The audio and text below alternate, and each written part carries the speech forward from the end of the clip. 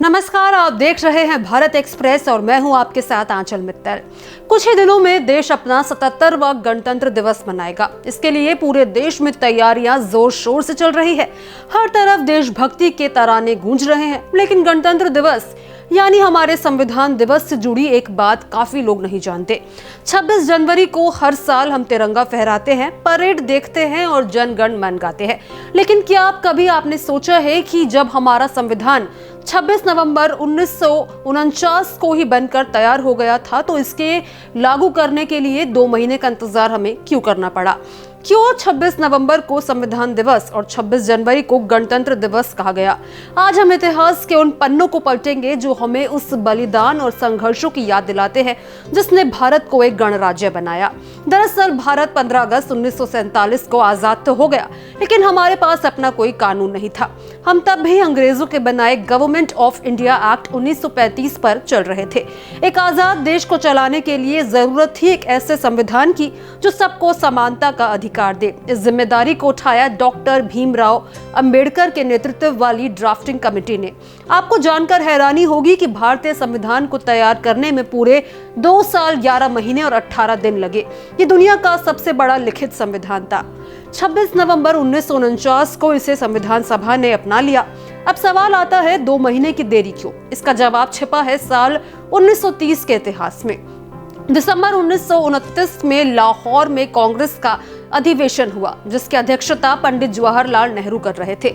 उस कड़ाके की ठंड में रावी नदी के तट पर भारतीय क्रांतिकारियों ने एक कसम खाई थी।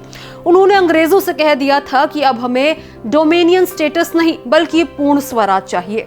कांग्रेस ने ऐलान किया कि 26 जनवरी 1930 को भारत अपना पहला स्वतंत्रता दिवस मनाएगा। आजादी मिलने तक हर साल इसी दिन को स्वतंत्रता दिवस के रूप में मनाया जाता रहा, लेकिन जब असली आजादी 15 अगस्त को मिली तो 26 जनवरी की उस ऐतिहासिक तारीख का महत्व कम होने का डर था।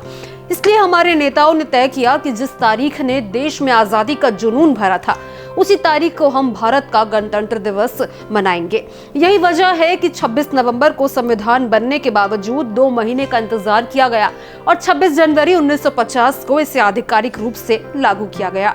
ऐसे में इस दिन भारतीय राष्ट्रीय ध्वज फहराने के साथ भारतीय गणराज्य के ऐतिहासिक जन्म की घोषणा हुई थी। ये दिन है उस लोकतंत्र के जश्न का जहां सत्ता किसी राजा के बेटे के पास नहीं बल्कि जनता के वोट में निहित हो गई। तब से हर साल गणतंत्र दिवस के दिन को देश भर में लोकतंत्र के उत्सव के रूप में मनाया जाता है और इस दिन दिल्ली के कर्तव्य पथ पर भव्य परेड, झांकियां, तीनों सेनाओं का शक्ति प्रदर्शन और सांस्कृतिक कार्यक्रम होते हैं और 21 तोपों की सलामी दी जाती है। ये महज सैन्य शक्ति का प्रदर्शन नहीं होता बल्कि ये हमारे राष्ट्रीय आत्मविश्वास का भी प्रतीक है। गणतंत्र दिवस पर होने वाली 21 तोपों की सलामी, शौर्य प्रदर्शन और सांस्कृतिक विविधता, ये सब इस बात का प्रतीक है कि भारत अपने सांस्कृतिक मूल्यों और परंपराओं के साथ निरंतर प्रगति के पथ पर आगे बढ़ रहा है। तो अगली बार जब कोई आपसे पूछे कि 26 जनवरी क्यों मनाते हैं, तो उन्हें सिर्फ परेड की बात मत बताइएगा, उन्हें बताइएगा उस पूर्ण स्वराज के संकल्प की कहानी, उन्हें बताइएगा डॉक्टर भीमराव अंबेडकर के उस विजन की कहानी जिसने करोड़ों लोगों को एक सूत्र में पिरो दिया। हमारा संविधान हमें अधिकार देता है, लेकिन एक नागरिक के तौर पर हमारे कुछ कर्तव्य भी हैं। आइए इस गणतंत्र दिवस पर खुद से वादा करें कि हम न सिर्फ अपने अधिकारों के लिए लड़ेंगे बल्कि देश के प्रति अपनी जिम्मेदारी को भी निभाएंगे। तो इस वीडियो को सभी देशवासियों के साथ जरूर शेयर करें।